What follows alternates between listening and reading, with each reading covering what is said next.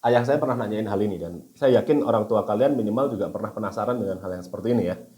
Harga kripto itu naik turun gila-gilaan. Ada yang bisa sampai 50% sehari atau mungkin ada yang sampai 90%. Ada yang naik sampai 300%.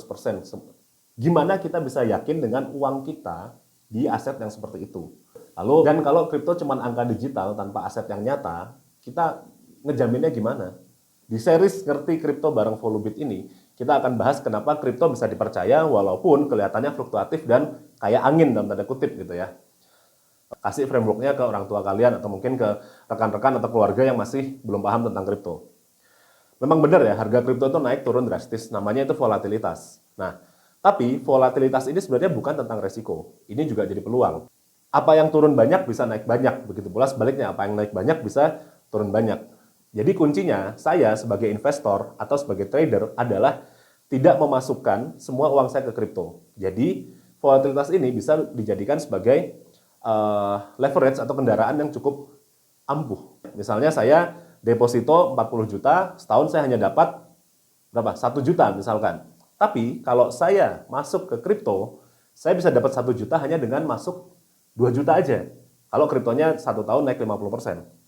Berarti kalau saya sama-sama punya 40 juta nih, 38 jutanya bisa dipakai buat yang lain dong. Nah itu, coba jelaskan seperti itu. Dengan syarat ya kita jangan masuk 40 jutanya ke kripto gitu.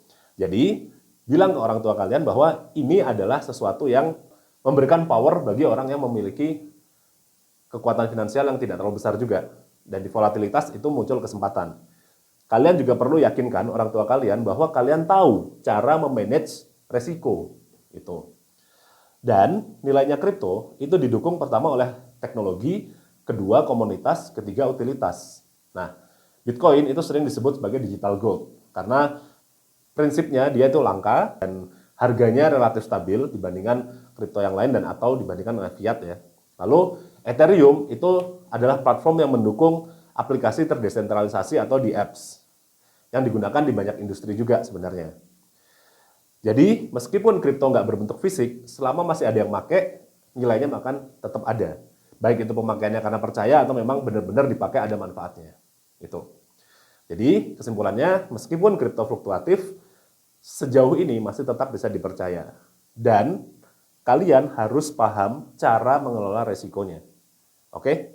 Yakinkan orang tua kalian kalau misalkan kalian mau invest di kripto tentang dua hal tadi. Nah, share juga nih video ini ke kalian, ke teman-teman kalian, ke keluarga kalian, biar pada tahu kripto itu gimana.